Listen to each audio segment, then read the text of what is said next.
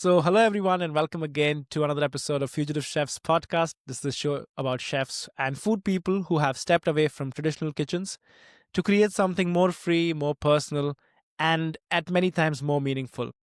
Today's guest is Julius. Julius, welcome to the podcast. Hello, man. Thank you so much for accepting this invitation on a short notice. Actually, Julius was just coming back yesterday from a cocoa plantation with the harvest, and he's currently in Mexico. So, first of all, on top of that, I know you're based in Belgium, but also taking time out right now on your trip. I'm so grateful. And just to tell people about Julius, Julius comes.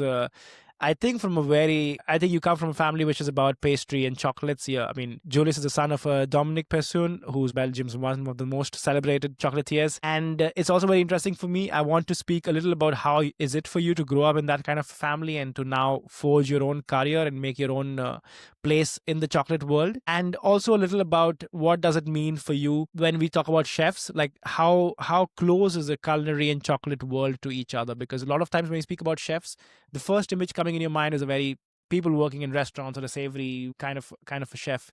I think this pastry side of things, especially chocolate being a niche in itself, gets kind of left behind. So I want to also learn about that. And Okay. also to know how did you end up in this career? What do you do in your everyday business right now? What does life look like for a person like you? To see if we can possibly inspire people who kind of aspire a life like yours or a career like yours and how they can kind of look for this path for themselves. But before we dive into all of this, Julius, I would like to know just from the beginning, like what was your first connection to food, your first memory of food, and when did you think that chocolate or food could be your career in the future? So, to tell you the truth, I'm actually third generation chocolate maker. It was my Oh, wow. grandfather who started it, the company in 1992, Hmm. and then it was a very classic chocolate shop. It was the classic fillings like praline and caramels and classic ganaches. Right. My very classic flavor. And then my father was the second generation, Uh-huh. and he was more experimental because he was trained as a chef as well. He worked in Paris at the famous three Michelin star restaurant of that time. And Uh-huh. there he fell in love with chocolate, and then he started working in the company as well. And he made some very creative chocolate flavors with like was in that time. And now it's very common, but at the time he made chocolates with wasabi and soy Yeah. sauce and very Wow. experimental flavors at that time. And what I really remember, he delivered all the chocolates to the three Michelin star restaurants of Belgium at that time. So when Okay. I was very small, I remember he picking me up from school, from kindergarten, and we Uh-huh. drove to Oudsluis from Sergio Herman, Uh, Hof van Cleef, Carmelite, all three Michelin star restaurants of that time. And I remember seeing those kitchens and seeing the work drive there, a brigade of mm, 35, 40 people working, preparing dishes.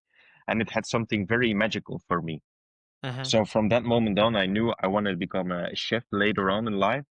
Uh-huh. So I did say culinary school after, because at first I wanted to be a chef. I didn't really like chocolate because for me, I find it a bit boring at that time, chocolate, making Okay. praline. So I started as a chef. I worked in a few Michelin star restaurants. And then at the last one where I worked, it was a Restaurant L'air du Temps.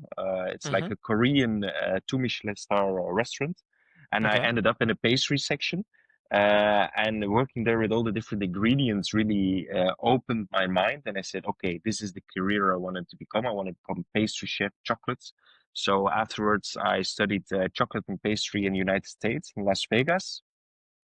And actually, my goal was after that study to work in a chocolate shop in New York. But then Corona broke out.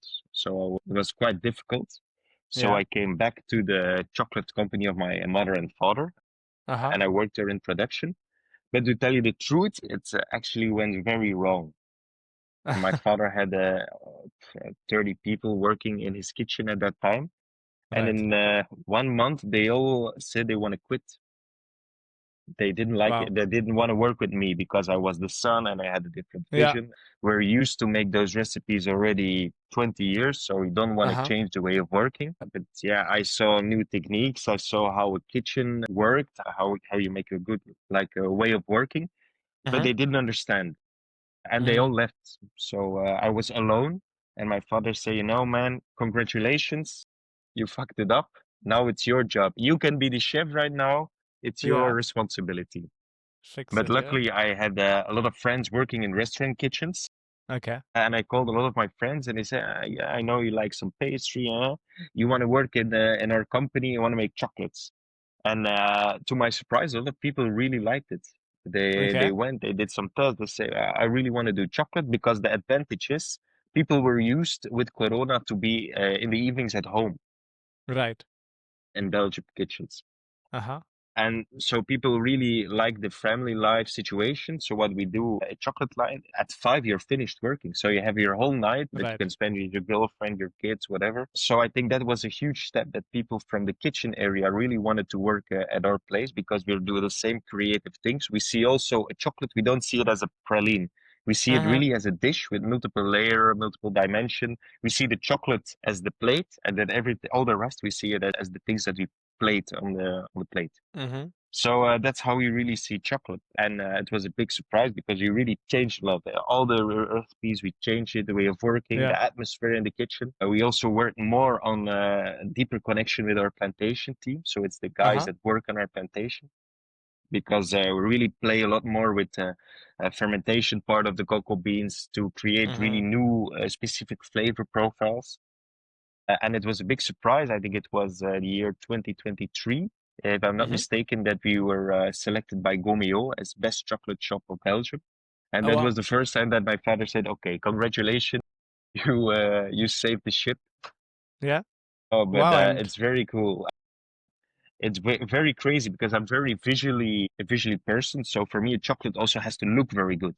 And that right. opened a lot of doors with new collaborations. I like, for instance, we did a collaboration with the Fashion Institute of Antwerp, with the big fashion designers of Antwerp, and created a box, 12 pieces with all the most famous fashion designers of Belgium. And Wow. those guys are completely nuts to work together with those ones because I had one guy, Walter van Berendonk, he asked, Julius, I want to make a chocolate that tastes like aliens. Uh-huh. So I Wow. was trained as a chef. I said, fuck aliens. How do aliens taste like? So the best ideas come when you're laying in your bed. Uh-huh. And for me, an alien looked very similar to an octopus. Right. So with the suction cups on top. So what Yeah, we yeah. did, we made a garum, so an ancient fish sauce of the Uh-huh. octopus. And then from that garum, I made a gummy bear, but in the shape of Wow. an octopus tentacle. Uh-huh. And we placed that octopus leg, a gummy octopus leg inside of the chocolate, and we brought it in combination with Japanese cherry blossom. So the Okay. idea is you bite in the chocolate, you pull with your teeth the gummy of fermented octopus, and then you have the caramel of Japanese cherry blossom. So Oh my God. that's one of the Wow. ways we work and how we see chocolate. Yeah, yeah. I mean, I the think possibilities it's are numerous, right? I mean, I think if I'm not wrong, your mother also has a past in fashion. If I'm not wrong, is that correct? absolutely indeed. She studied as a fashion designer and also Mm-hmm. all her packaging. She's they're Okay. very big developed in.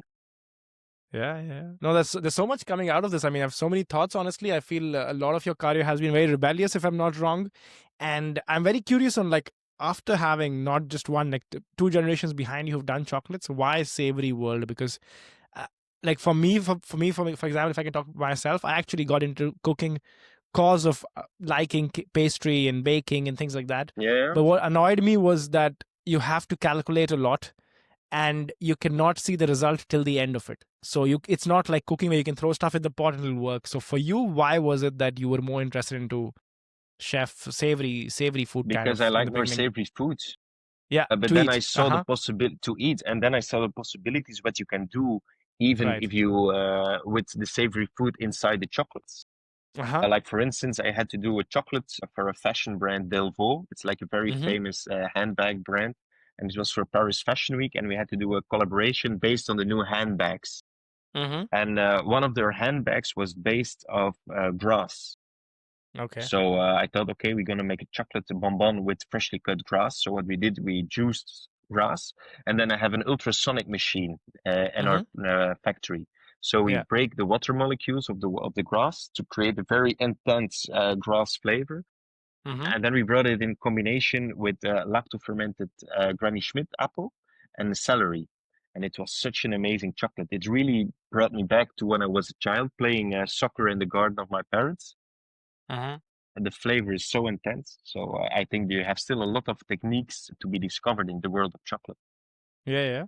And how was it for you? Because I also know that you trained at some of the good pastry and chocolate institutes. So, like, when somebody like you enters who already has a vision that I do not want to do what's already done, but still you depend on the basics of like how, I don't know, tempering chocolate. You want to learn it from the person who knows it the best. How do you combine that respect for the traditional and still having your own voice, which is innovative? How do you balance those energies? Well, what we do with our team is we question everything and we test Mm-hmm. also because you get learned, okay, this is the way of tempering, but why is it that way? Is there a Right. different way of tempering? What is the perfect crystal that you have to form? And what happens if you change your crystals as well? So that's why I had a lot of respect and the way as I trained, but I immediately questioned everything that I learned because I remember we had to make like classic fillings like passion fruit and raspberry. It's something that I would Mm-hmm. never make now because it's not my vision of how a product should be like. And then I Mm-hmm. asked, okay, you add so much raspberry juice in combination with chocolate, and I asked, why is that? I don't Mm. know, because it's already done like this for 20, 30 years. And that's something that I don't understand. I want to understand why. And now we know because we use a computer program to calculate our fillings. Now I know, okay, and for instance, raspberry puree, you have this amount of water, you have this amount of fiber, you have this amount of sugar. And then you know at your end product that you need this amount of fiber, this amount of sugar, this amount of cocoa butter as well to create a perfect smooth filling. Because for me, Mm-hmm. it's very important. Everybody can make a good chocolate, but you have to make a good chocolate that stays for a few weeks because people buy your chocolate, they keep it in a box, and then how much we calculate 3 weeks minimum that people wait that you still have to eat the chocolate. It has to be the exact same flavor as it was before. So that is something that we really focus on because it has to be perfect every single time. We did also a study on fats, how different fats make a difference when you eat the chocolate, Mm-hmm. the melting point of the fat. Because we Right. play like, for instance, if you want to make a chocolate, we did one with tomato because when I was very young, I had a tomato passion. I crafted my own tomato. So we Mm-hmm. made a gel of tomato and then we made it in garage with wacatite, it's like a citrusy plant grows here in Mexico, olive oil. But we really wanted to have that you first have the juice, the ganache of the juice of the lacto tomato, and then you have the olive oil and wacatite. And to really Mm-hmm. split those flavors up taste wise, Mm-hmm. we play with the temperature of the fat, of the melting point of the fat. The first flavor that you really want to have, you want to have it at the lower melting point than the second flavor, because when you chew, it's the first fat that will release and have the flavor of the product. Wow. No, it's a lot of calculations, right? And it's a lot of like, It's I mean, absolutely everything is timed and calculated. That's yeah, the yeah, no, basic of and that's chocolate. no, and it's beautiful. I think. I mean, also using all these using science to your advantage because science works the way it works. You can mold it, but you need to know the rules of it, and you need to Absolutely. know like Yeah. the melting points, as you said, right? That's super interesting for me. And how do you see yourself different when it comes to you being the chef in the kitchens? Because for me, it's very interesting. As you said, you went with your father to these restaurants delivering chocolates, and today kind of you were inspired by the people you saw in those kitchens, but today kind of you end up in your father's shoes, so your idea of yourself has changed over the period, right? How do you see that? Is that Absolutely. a compromise, or is it that it took you time to just value what the chocolate world is, or how did that journey take place for you? Well, I'm very happy now. I think we work at our chocolate in our kitchen team. I think we work now with 35 people in kitchen. And what we do every day, we do a team briefing. That's also something that they did in the early days. They didn't do.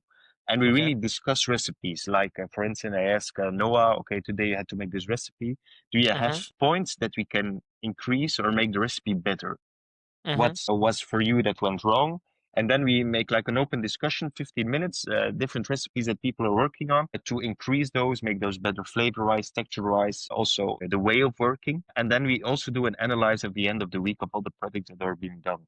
We cut them, we taste them with the team. We say, okay, this we taste, okay, the nuts are can be roasted 30 seconds more at a higher temperature, or we feel this or this or this. So that is something that I took over from the kitchen world. A lot of Mm-hmm. briefings, team Yeah. briefings. That's the only way how to make a difference at the end of the day, and also to make your team look all in the same direction. Like every Monday when we do the big briefing of all the Mm-hmm. products that we're gonna make those week, TV shows, what happens this week in production, an important guest because we also have now a dessert bar where Okay. we make desserts based on ingredients of our plantation in Mexico. We discuss all the guests that are coming.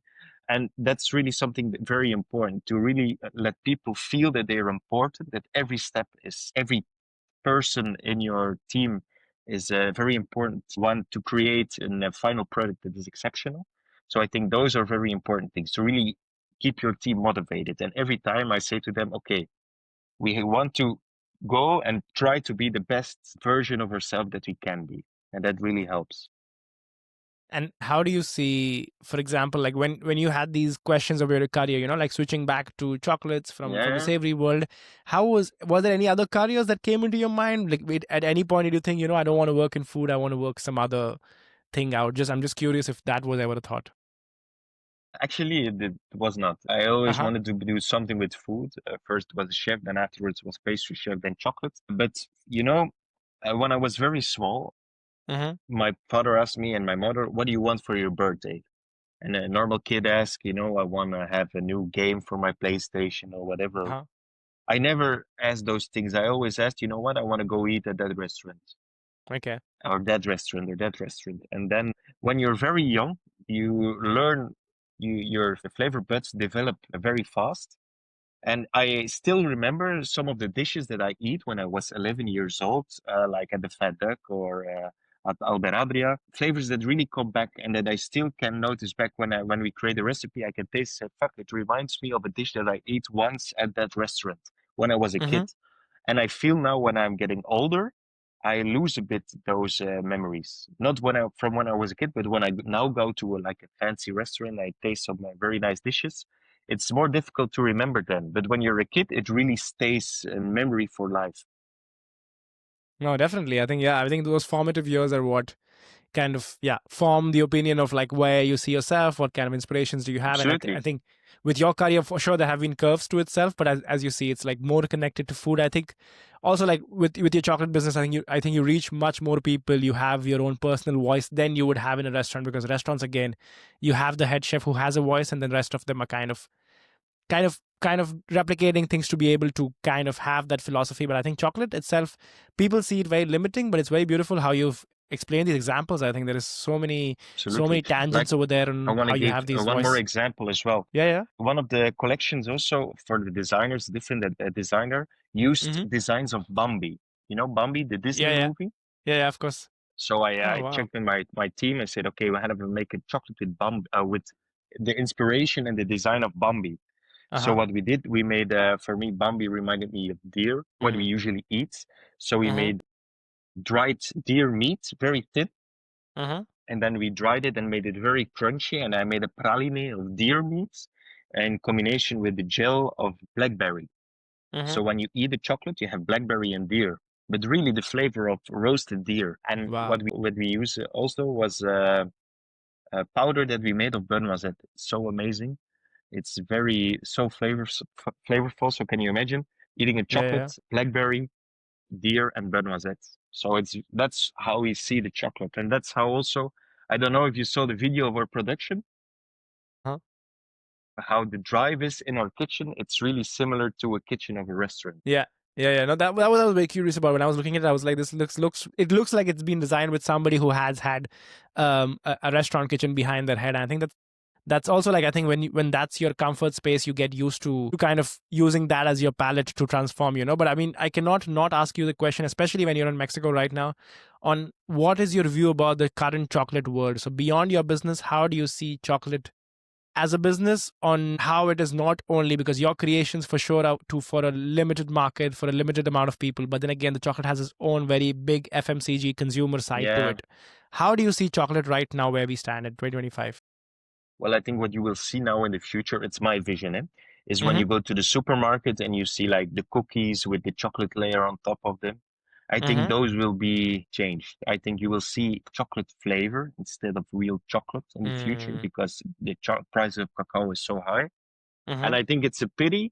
But the other side, I think what we did, because we had our own cocoa plantation, we already paid a high price for our cocoa beans years ago. Mm-hmm. It's not something now for that we had only for a few years. It's already, Right. I think we started my father started the plantation in 2012. So from that time on, we grow our own cocoa beans, and then you have an interaction with your team. Mm-hmm. But then the quality is also completely different. You cannot compare a chocolate bar from the store to one that like for instance, now we did one with koji as well. Mm-hmm. But I think that's something that you will see in the future. The name will be changed to chocolate flavored product instead of chocolate product. Mm-hmm. But is it bad? I don't know, because and if people want, I think chocolate should be something affordable for everybody. And Yeah. that's something that we really find very important in our store. You can buy products in our store from 150 euro, and you can buy chocolates from 1 euro of 80 cents. Mm-hmm. So I think that's for us very important. Chocolate should be affordable for everybody. Yeah, and how much do you think a consumer, because especially with businesses like yours, like I mean, I'm not a chocolate business, so I can name anybody who I Yeah, want. Like I'm, you are not Nestle or Cadbury, so you don't have to. You really know the person who's buying to a certain extent. Like maybe the people behind these FMCG companies do not know or do not have the chance to have conversation with people. But as somebody who has still a business which can be limited to itself, how much do you think a consumer understands how chocolate comes to your plate? Like, do people know chocolate, first of all, is a fermented product? Do people know where chocolate is grown? Because I feel that this awareness could kind of make people realize that it's something to be consumed with. Yes, it has to be affordable, but you need to be aware about what you're consuming, and would be able to possibly value it more and maybe pay back more to these farmers and create a better value chain. How much do you see of that? I completely agree. What Mm-hmm. we do is I do a lot of stages. So I brought Uh-huh. people from our plantation team. Like 2 months ago, it was two guys from our plantation who worked Wow. 1 month in our production site, that they could see how Uh-huh. the chocolate is made, what we do with their spices as well, because we don't only grow cacao, we grow Right. cinnamon, key limes, chili Mm-hmm. habanero. We bring all those products to Belgium, and there we make different types of chocolates with. But that Mm-hmm. people, that they see what we do with it, that they also, I bring them also to our store, that they can see how people react when they taste the product that they grow. And then the other way around as well. Last January, I went with my whole production team to the plantation in Mexico. It was Oh, wow. harvesting time. I said, guys, you know what? We don't gonna make chocolates for the end of the year. We're gonna harvest cacao. So we flew with, I don't know, I think it was 35 people. We flew to Mexico. We helped harvesting the cocoa pods. And then they understand as well, if they make a mistake in a recipe, that's very normal. A lot of places, you make a Of mistake, you course. throw it away. And Yeah. then now they know, to have 1 kilogram of cacao, you need Mm-hmm. two cocoa trees, which is a pain in Mm-hmm. the ass to grow. Yeah. For 1 year, to have 1 kilo of cocoa or 1 kilo of chocolate. And Yeah. now Yeah. they understand way better what it is to grow cacao, and they have a lot more respect for the product as well. And they think twice when they make a mistake, or when you say, okay, we throw it away. I think that's very important. But that's very limited. It's only my kitchen team. What we Mm-hmm. try to do is we make a lot of video of our plantation to Mm. show the people in Belgium, but I think people don't really understand. But I really hope in the future people will Mm-hmm. have more respect for chocolate, because it will go away. Yeah, I promise you. As supermarkets, they will not buy chocolate anymore. They will have chocolate flavor based products, but Favorite. real chocolate products, I think those will go away. And I Yeah. think the Yeah. Yeah. real artisans, the real chocolate Mm-hmm. makers, will be the only places where you can still buy real quality chocolate.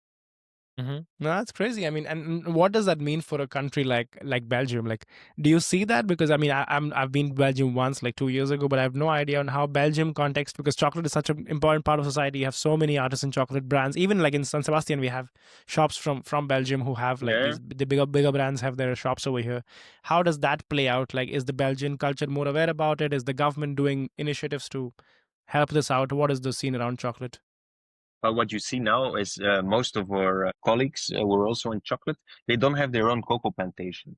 So they have Okay, to buy chocolate from big resellers like Varona, Belcola, Callebaut, but they decide the price of the of chocolate. course. So what you will see is that the prices of the finished product, the pralines, will increase in price, and then you'll go to a time, not now, but Mm-hmm. maybe in future, that will be 2-3 euro a piece Wow. that you pay for a chocolate. So I think Yeah. No. that's what's gonna happen in the future, to be truly honest with you. Yeah, no, definitely. I mean, that's what we need in the end. I think the earlier we are aware, the earlier we can make better choices and kind of Yeah, protect of what's left. But I also want to go back to the point that you mentioned at the beginning. I remember how you mentioned about how people during COVID choose to work with you because Yeah. pastry chef life, or especially brands like you, companies like you, who can offer these hours of working during the day? Because again, chocolate is not something which is consumed fresh out of the fire. It is something No, which can it's be true. preserved to a certain extent. I want to really know from you if there is, like, how real is this life in say of this, because a lot of people listening maybe are people who like more intricate things, like more details, who also want maybe a family life where they can have an evening free. How do you see the comparison between these worlds? And is there also like phenomenons like kitchen burnout in the pastry or chocolate field, or is it something just in the savory field because of the work hours? Well, I think it's way less than you have in the kitchen world. Mm-hmm. But I'm sure you still have problems anyway. The big advantage is at our place is the team that works really in the chocolate. They work from Monday to Friday, so they don't Mm-hmm. work the weekends, and they start Right. at 8 till quarter before 5. That's the Mm-hmm. hours they work. Then Friday, Saturday, Sunday we have our dessert bar that's opening. So can have degustation menu based on desserts, where you can have 9 courses desserts, and that is open from 11 in the morning till 6 Mm-hmm. in the evening. So I think it's very Wow. reasonable hours, but then you have to work in a weekend as well. But Mm-hmm. I think to bring it, and then I shift a lot with my team there. I have two responsible at the dessert bar, and the Okay. rest of the team, it's people from our production team that say, Mm-hmm. I want to work one day in the dessert bar or 2 days in Oh, the nice. dessert bar, and then that's how we build up the team. So Mm-hmm. I never push my people to say you have to do this or you have to do this. I ask them, you want to do it? Great. If you don't want to do it, fine. The same friends. But when you're here, I expect you to give 100% of yourself. Mm-hmm. Mm-hmm. And then anyway, it doesn't matter because I need those people as well to do mise en place of the Of course. bar and to do Yeah, different yeah. things. And so if they're now there in the weekend or they're in the production team during the week, it's the same. And, and when we talk about innovation, at least in your brand and also in the like the Yeah. broader chocolate world, where do you see it more coming from? Is the innovation coming more from technique? Is it coming from sustainability? Is it coming from flavor? Is it coming from ingredients that are growing, for example, in your plantation? What is the drive for innovation primarily? So I'm gonna tell you a story, something very Uh huh. cool that I did Please. and something very close to my heart as well. It was 3 chocolates that I did for the medical world. Okay. So in 2000 and I think it But you was never match 20. these worlds, huh? Like putting medical and chocolate together is not. Yeah, I'm very absolutely. curious about the story because it's not the typical matchmaking. It's something very, very amazing and something very that makes me still very emotional.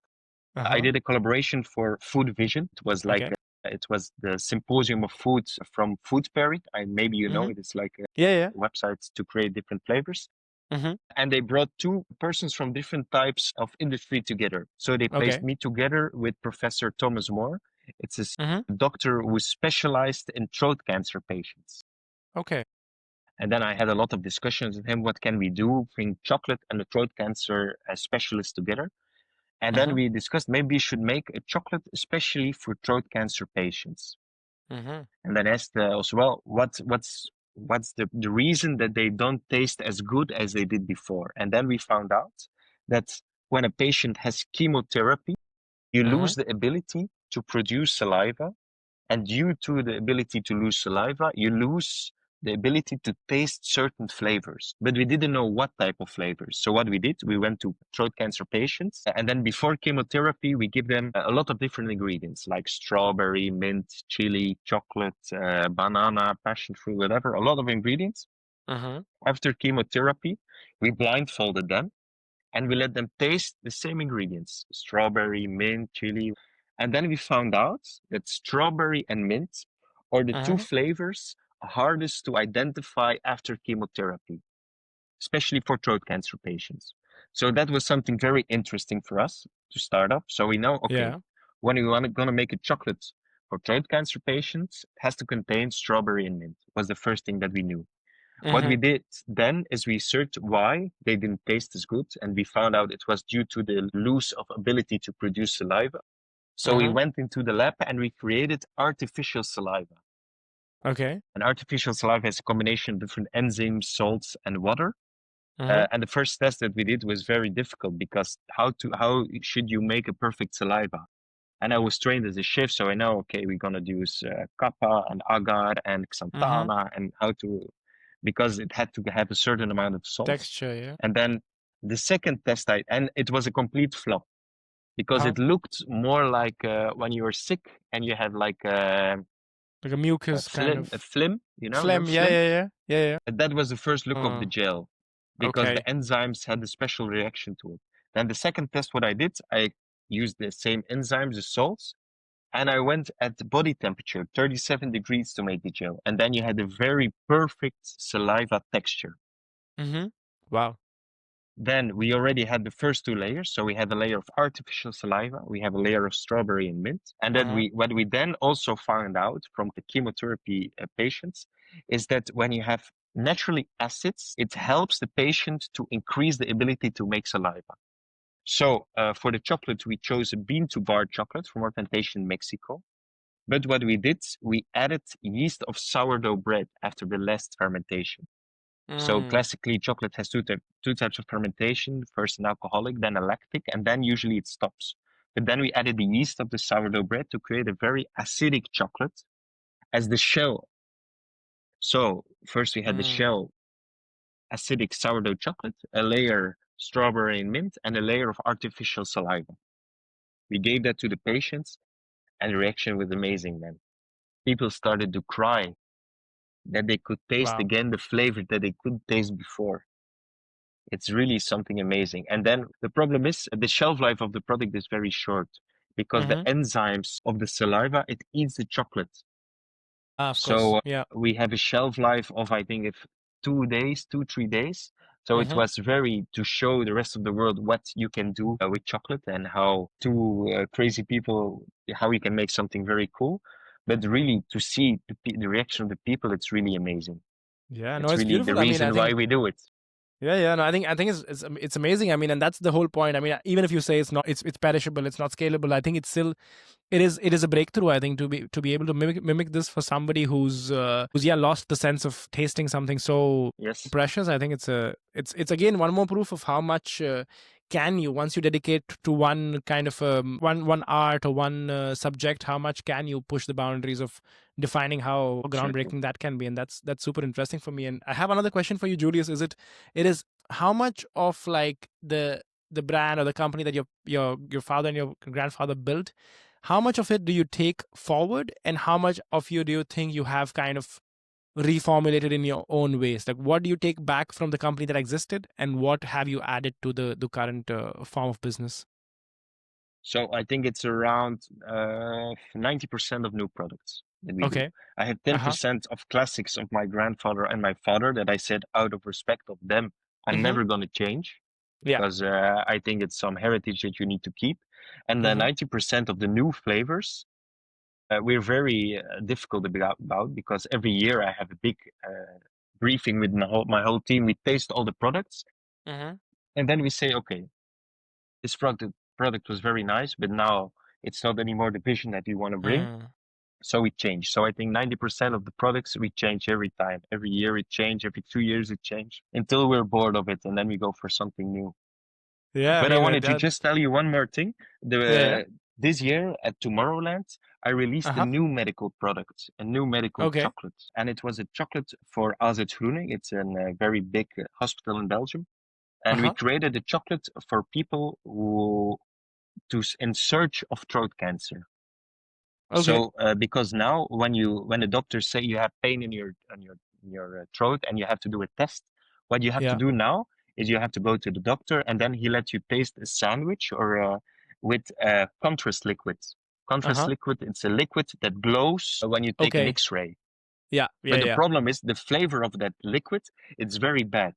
It's I've very tried it. metal. It's not good. I've It's tried it for very like I had a scan, yeah, a body scan, and okay, it's horrible. And you can't, because it makes you throw up a lot. And if you throw up, you have to start it again, because they did like a CT scan of my indeed, stomach, I remember, and it's horrible. indeed. The taste. Yeah. So I did a test as well, and we wanted to do something especially for that type of patients because we Mm. want to solve that problem. So what we did from the contrast liquid, I made a gel in combination with key limes from our plantation in Mexico, Mm-hmm. and I put it under the ultrasonic machine. It's the machine to break the water molecules. And with Okay. that machine, we could reduce the dose of the contrast liquid in the perfect amount for one chocolate. So we made a chocolate with the flavor of key limes, Yeah. contrast liquid. And for the chocolate itself, we chose a koji chocolate. It's a Okay. chocolate that we roasted at a very low temperature that still has a percentage of water inside. We add Mm-hmm. koji grains and then we let it age for 3 months to give it a very umami flavor. And the umami flavor helps the patient to trigger the swallowing process.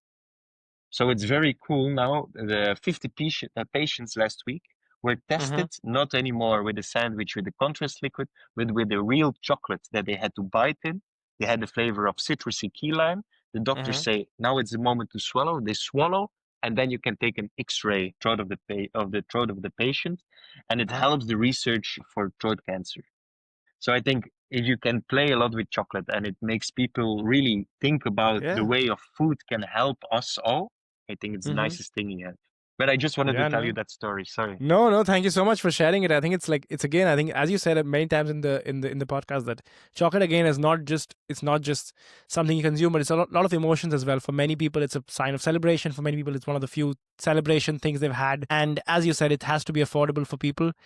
And it's so interesting to see how you're making this other connection with like the whole the medical side of things, the research side of things, and combining it with the ingredients that are growing around it. So it's like for me, listening to all these stories are super Yeah. inspiring. And if you would like to share just the last few things about what are the next few things, like the future of your company, not chocolate, because about chocolate we spoke already, but what are the next few exciting projects that you're looking at, or what are you looking forward to in 2025? Well, now I think when I'm now back in Belgium, we're gonna start with the next step in our dessert bar. We're gonna Mm-hmm. really scale up the degustation part because we had one small table that we did right Okay. now, and it's already now full booked until January. Wow. For the dessert bar. So we're gonna try to increase the volume a bit that we can invite more people to our dessert bar, dessert restaurant. I'm gonna do rolling pin, a rolling pin Okay. Yeah. convention in Germany.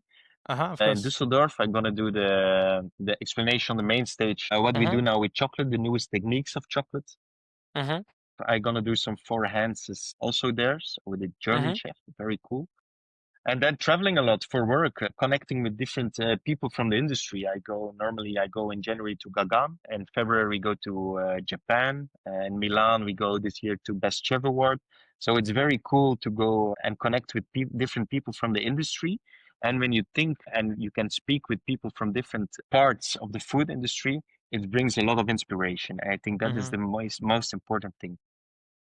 Yeah, no, I think it sounds like super exciting things to come, and I'm gonna put a link to your work, to your Instagram, to your website as well Thank you so in much. the Thank show you so notes. much. So yeah, I think people should follow. I think people should follow the kind of work you're doing to be to listen more of these to see, as you said, these videos of how things work and how a business like yours work to inspire. I think people who are listening. But also before we wrap this up, I would like to hear from you, Julius. Like think about people who are listening to this who have this maybe a drive to specialize in one craft, specialize in one Yeah. certain thing about pastry, be it the savory world. What would you tell them, like something that you would have liked to listen when you were in this, say, coming back from Las Vegas, taking the step of, I want to step back into Yeah. chocolates, or I want to go into my father's company. I think these decisions are not easy, and I think it's people like you who have gone through the journey who can possibly inspire the next generation of change. So what would you say to them? I would say question everything. And when you think you know it, question it again, because at the end of the day, you're gonna go back on all the recipes that you did. And also think about what is really, because your own style, that's also something that I really tell to the people that work in my kitchen, is it's not our style to do something with passion fruit and to do something with coconut and mango, and because it's not our identity. I only want to work with ingredients that we grow at our plantation in Mexico or that are very close to our production site in Bruges. I don't want to work with calamansi because calamansi has nothing to do with me. It's something from Philippines, Thailand, yeah, and it should stay there, but work more local and really try to find your own identity as a pastry chef.